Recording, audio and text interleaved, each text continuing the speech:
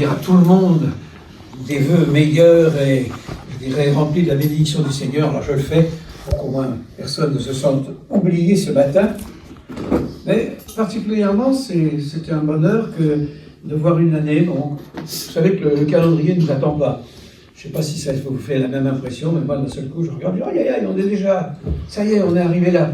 Et bien sûr, il y a quand même des périodes comme ça qui font que nous avons un bascule qui est plus marqué avec une nouvelle année, un nouveau numéro. Ah, il y a une chose que je réalise souvent, c'est que, nous l'avons dit dans certains chants d'ailleurs, Dieu est le maître du temps. Amen. Et cette année, quand je réalise, je ne sais pas ce qu'elle va me réserver, mais c'est une immensité de temps. Du temps, il va y en avoir, et dans un moment, c'est pas des centaines, c'est des milliers d'heures de temps qui vont se retrouver là. Et ce matin, j'ai pas tellement eu à cœur, et je me réjouis de ce que tout nous a marqué un peu dans ce domaine du temps, de me dire, Seigneur, quelle est la manière dont nous vivons le temps pour toi aujourd'hui? Comment employons-nous notre temps? Je ne sais pas si vous l'avez remarqué, mais ça c'est votre responsabilité, c'est la mienne. C'est à moi d'employer mon temps. Alors quand j'étais beaucoup plus jeune, il y avait quelqu'un qui me disait, c'est l'heure de te lever, viens manger. Maintenant c'est extraordinaire, presque je peux manger à l'heure que je veux. D'accord avec ma femme, bien sûr. Mais je peux me coucher à l'heure que je veux. Je peux me lever à l'heure que je veux. C'est incroyable, le temps. Nous avons l'air d'avoir une grande liberté d'usage. Oui. Mais comment employons-nous le temps, maintenant, vis-à-vis de celui qui est maître du temps, notre Dieu? Et c'est dans cette pensée que je vais vous proposer d'abord des lectures. Alors, il y en a une qui est très particulière, que je vais tout de suite vous proposer dans l'Ecclésiaste, au chapitre 3. Avec l'Ecclésiaste, on attribue en principe une grande partie de ce livre à Salomon. Là, vous allez avoir, jusqu'au verset 11, un crépitement impressionnant sur la notion du temps. Je le dis tout de suite, vous allez avoir un temps négatif, un temps positif, un temps négatif, ça tombe comme ça. Mais on va quand même le lire, hein. Verset 1er, il y a un temps pour tout, un temps pour toutes choses sous les cieux, un temps pour naître, un temps pour mourir, la Bible nous le rappelle, un temps pour planter et un temps pour arracher ce qui a été planté, un temps pour tuer et un temps pour guérir, un temps pour abattre, un temps pour bâtir, un temps pour pleurer et un temps pour rire, un temps pour se lamenter et un temps pour danser, un temps pour lancer des pierres et un temps pour ramasser des pierres, un temps pour embrasser et un temps pour s'éloigner des embrassements, un temps pour chercher et un temps pour perdre, un temps pour garder et un temps pour jeter, un temps pour déchirer et un temps pour coudre, un temps pour se taire et un temps pour parler, un temps pour aimer et un temps pour haïr, un temps pour la guerre et un temps pour la paix. Quel avantage celui qui travaille retire-t-il de sa peine? J'ai vu à quelle occupation Dieu soumet les fils de l'homme. Il fait toutes choses bonnes en son temps. Même, il a mis dans leur cœur la pensée de l'éternité. Ça, c'est le temps immense, sans fin. Bien que l'homme ne puisse pas saisir l'œuvre que Dieu fait, du commencement jusqu'à la fin. C'est un peu particulier ce texte, j'ai aussi remarqué, c'est brutal. Hein, comment nous, non, moi je ne veux pas connaître ce temps-là. Un temps pour bâtir, un temps pour abattre, un temps pour tuer. Vous osez lire ça dans la Bible, vous, hein? C'est pas dit que c'est ce que vous devez faire, mais c'est le constat. C'est que dans notre monde, les choses se heurtent et se succèdent d'une manière assez opposée. Et parfois aussi dans nos vies, frères et sœurs. Il y a des temps qui sont très différents. Alors, permettez-moi de revenir plutôt à une image que je vais prendre aussi, de l'usage du temps. Oh, c'est un texte que vous connaissez bien, mais ça m'a fait plaisir de vous le replacer sur vos cœurs. Dans l'évangile de Luc, au chapitre 10, et il me servira aussi dans pas mal d'appréciations. Luc, chapitre 10.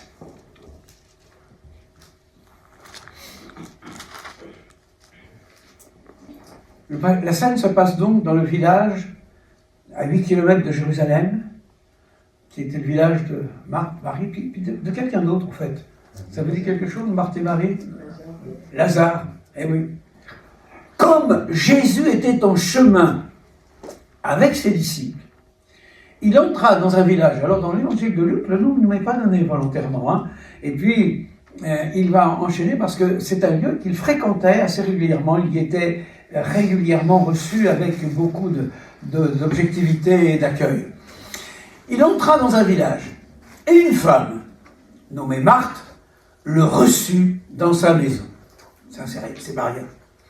Elle avait une sœur nommée Marie, qui, s'étant assise aux pieds du Seigneur, écoutait sa parole. Marthe, occupée à divers soins domestiques, se revint et dit « Seigneur, cela ne te fait-il rien que ma sœur me laisse seule pour servir?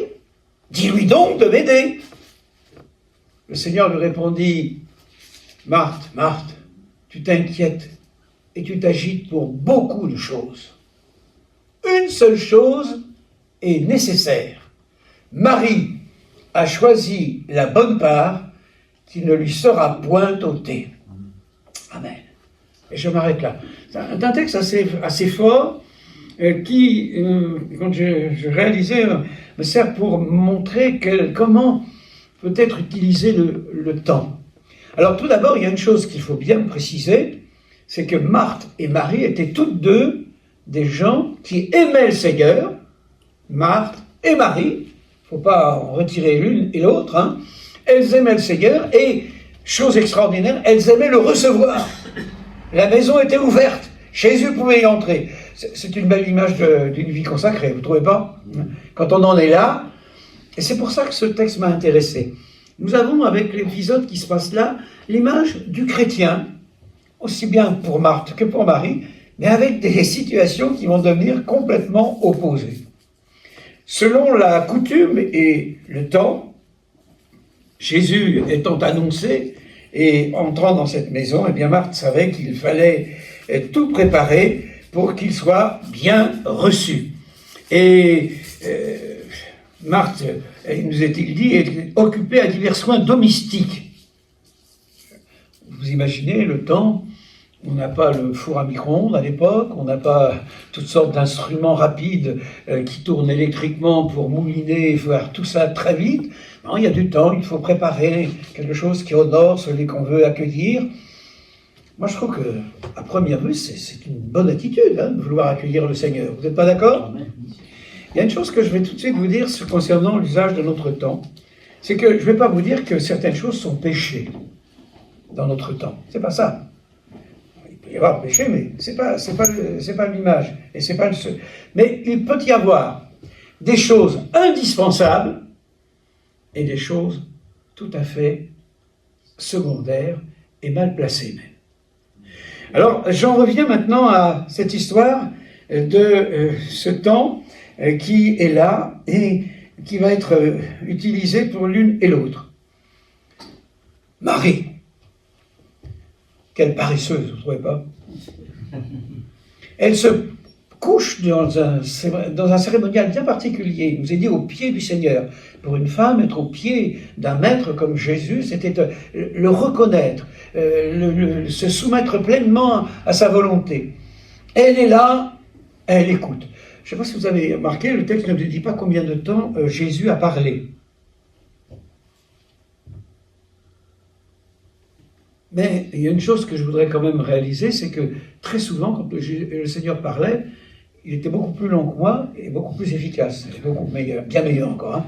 Mais je veux dire qu'il parlait longtemps. Je ne sais pas combien de temps cela a duré, mais j'imagine bien que ça n'a pas été « Bonjour mes amis, au revoir, allez, je vais aller manger ». Ça a été un long moment où le Seigneur a pu parler des choses du royaume de Dieu, de son œuvre. Vous savez, quand le Seigneur parle à nos cœurs, il prend le temps. Je ne sais pas si vous l'avez remarqué. Et ce n'est pas à nous d'en fixer les limites.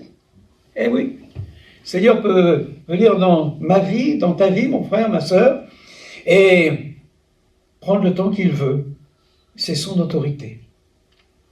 Marie n'a aucun problème.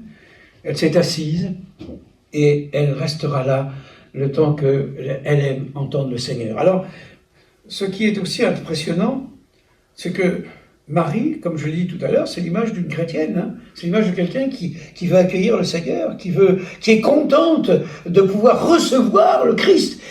Quel chrétien elle est, vous ne trouvez pas? Sauf qu'il y a un problème qui va intervenir dans sa vie. Ce n'est pas vraiment ce qu'elle fait, c'est la priorité qu'elle donne au temps qu'elle vit. Elle va réagir. Elle va même interpeller le Seigneur. Elle va dire, mais enfin, c'est pas possible. Seigneur, tu laisses faire. Et elle survint et dit, Seigneur, c'est le verset 40, une partie.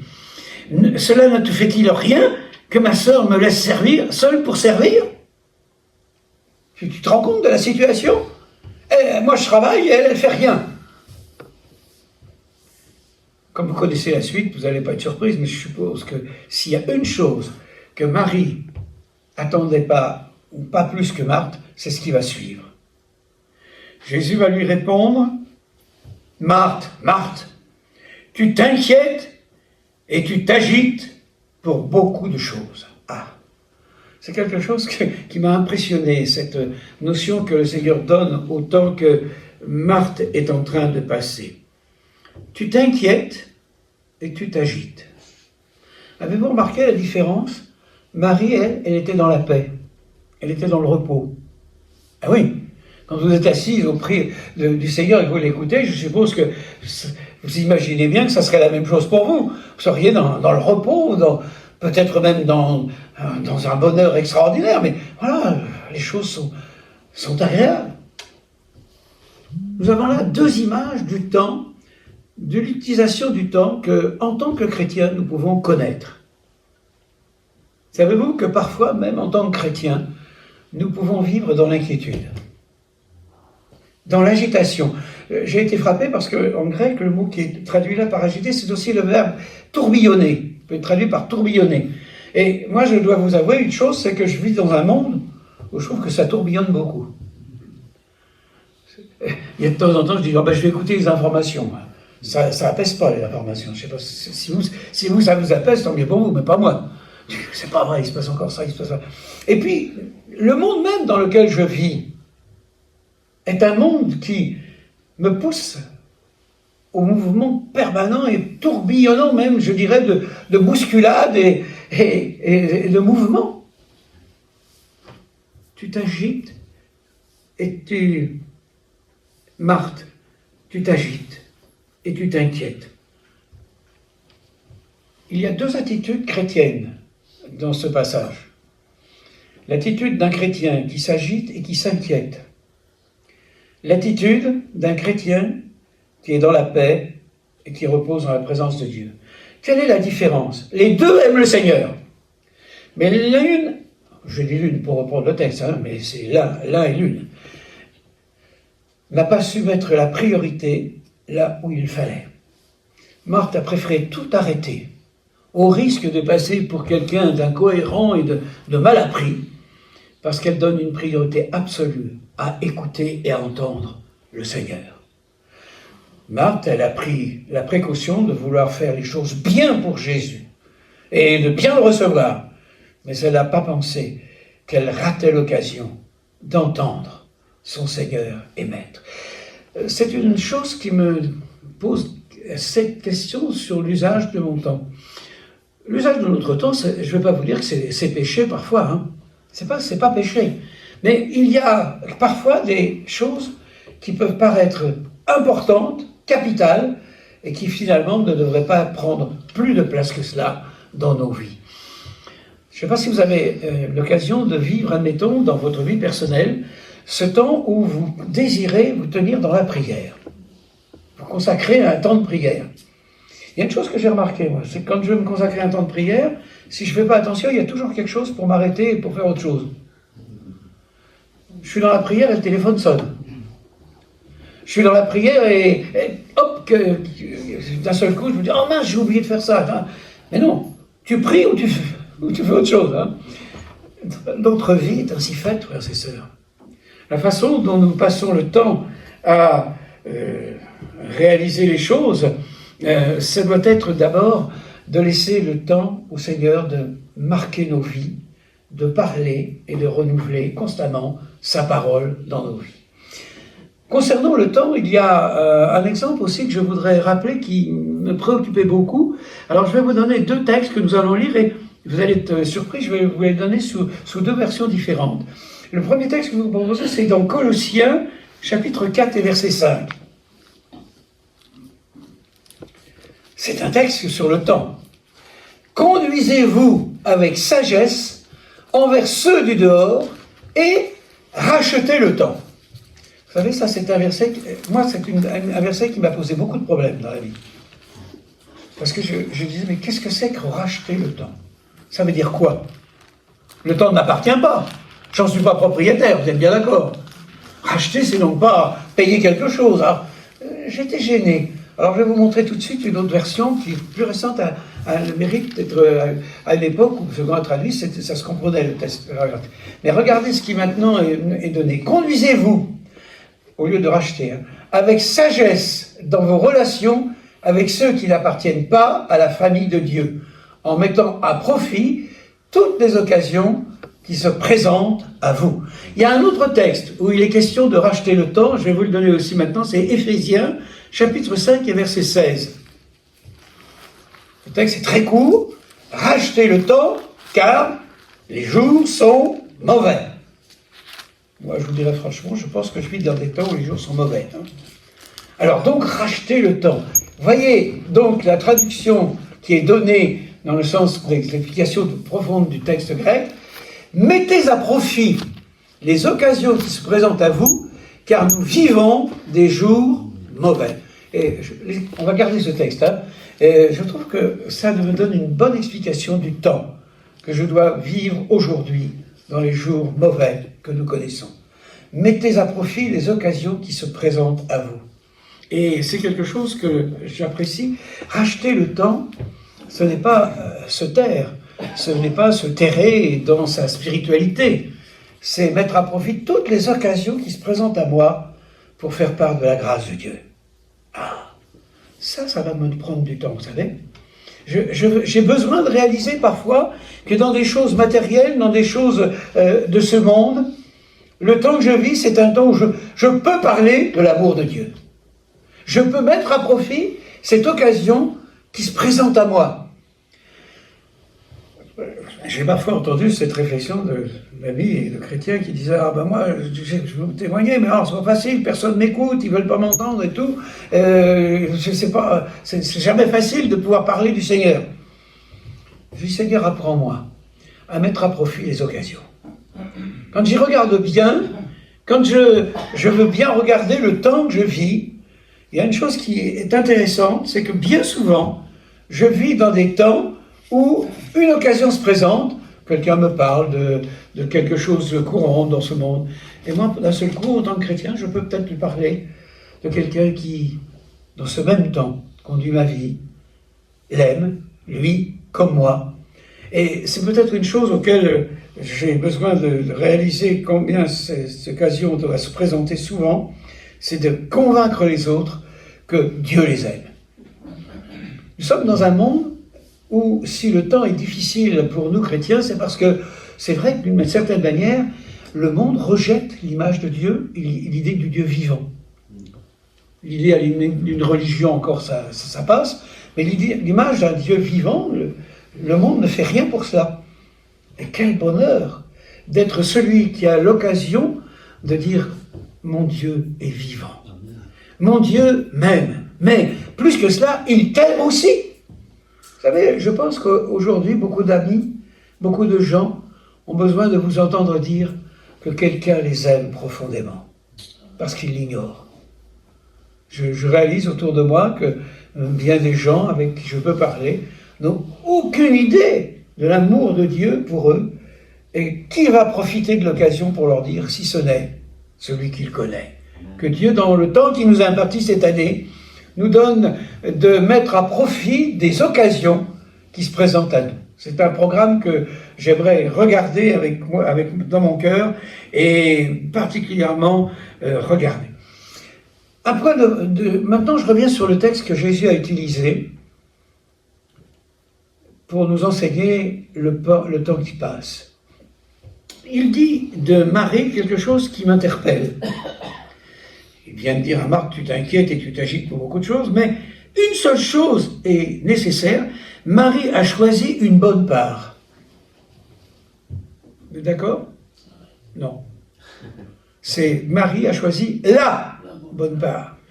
Parce que voyez-vous, il y a une chose qui m'interpelle dans ce texte, c'est que Jésus a dit nettement que dans la vie d'un chrétien, il n'y avait qu'une seule bonne part par moment. Une, la bonne part. Marie, tu l'as choisie, c'était le moment.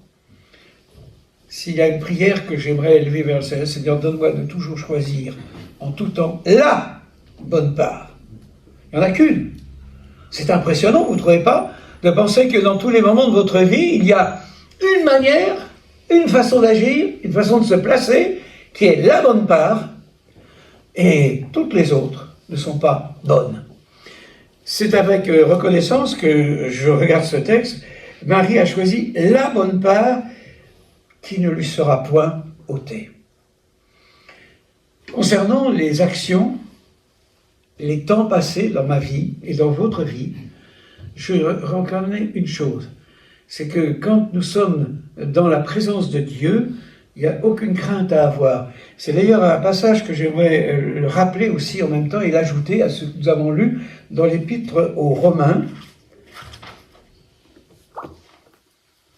Si je l'ai donné, c'était le dernier passage que j'ai donné, voilà. Romains. Je l'ai pas donné? Oh, c'est pas bien de ma part. Donc il va falloir que je puisse vous le retrouver. Ah pardon, 1 Corinthiens 10-13, c'est ça? Entre l'épître aux Romains, où je sais qu'il y a quelque chose, et 1 Corinthiens 10-13, voilà. Regardez ce que dit Paul aux Corinthiens de leur situation. Aucune tentation ne vous est survenue qui n'ait été humaine. Parce que dans votre temps, que vous allez passer, il y aura des tentations. Vous ne pouvez pas, en tant que chrétien, vous faire l'idée que vous allez éviter toutes sortes de tentations. Et Dieu, qui est fidèle, ne permettra pas que vous soyez tentés au-delà de vos forces, mais avec la tentation, il préparera aussi le moyen d'en sortir, afin que vous puissiez la supporter. J'aime bien cette expression, afin qu'il préparera aussi le moyen d'en sortir. Il y a une chose que je veux réaliser, c'est que quand les situations de ma vie ne sont pas si heureuses et favorables que j'aimerais le dire en tant que chrétien, et quand il y a des moments où mon cœur est tenté, je dis, oh là là, c'est pas bien, il faut pas que je le fasse. Vous savez, il peut y avoir toutes sortes de choses comme ça dans votre vie. Il y a une chose que Dieu connaît, c'est qu'avec la tentation, il vous prépare le moyen d'en sortir. Dieu n'abandonne pas quelqu'un face à la tentation. Et c'est d'autant plus important que, si vous regardez bien, une des raisons et une des œuvres du diable, c'est de faire en sorte que nous puissions oublier, à un moment donné, à un temps donné dans notre vie, que Dieu est capable de nous sortir de toute difficulté. Forcément, tout ne sera pas facile cette année dans votre vie. Forcément, tout ne sera pas d'une évidence absolue et se passera comme vous auriez souhaité le dimanche matin quand vous priez. Hein. Non, il y aura des moments où ça ne sera pas du tout facile. Mais Dieu, dans ces moments-là, est présent et il prépare le moyen d'en sortir. Parce que le but de Dieu, c'est que vous connaissiez, tenez-vous bien, le but de Dieu, c'est que vous connaissiez la tentation pour être capable de la supporter. Alléluia! Je ne veux pas vivre une vie idéale, faite d'images merveilleuses, très spirituelles, remarquablement puissantes, non? Il y en a. Il y a des moments comme ça dans la vie. Mais il y en a d'autres qui seront très différents, difficiles pour la foi, qui viendront à l'encontre de nos sensibilités de chrétiens, qui viendront à l'encontre de nos convictions et de notre paix intérieure. Seigneur, donne-moi de supporter, puisque toi-même, tu as déjà prévu le moyen pour que j'en sorte. Les temps que nous vivons sont des temps que Dieu comprend bien, au-delà de ce que nous commençons à connaître. Parce qu'un temps comme cela peut durer parfois longtemps. Marthe, je dirais encore, et j'y reviens à cette image, me réjouit sur un point, elle aimait le Seigneur. Et vous remarquerez que Jésus, quand il va lui dire « Marthe, Marthe, tu t'inquiètes et tu t'agites pour beaucoup de choses », il ne va lui pas dire « Marthe, je ne t'aime plus ». Il va lui dire ce qu'il faut pour qu'elle comprenne. Tu t'inquiètes et tu t'agites pour beaucoup de choses. Au fond, je dirais qu'un chrétien qui est inquiet et agité, c'est un chrétien qui n'est pas dans la bonne place où il devrait être. Un chrétien qui est dans le repos, c'est un chrétien qui est dans la présence de Dieu. Voilà les deux choses.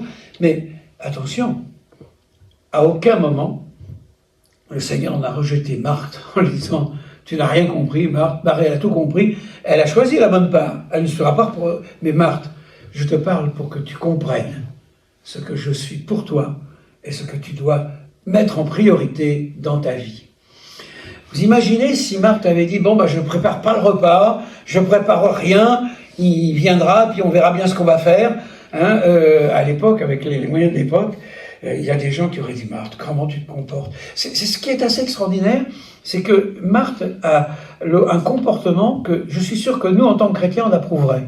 Mais elle a raison, Marthe, elle aime recevoir.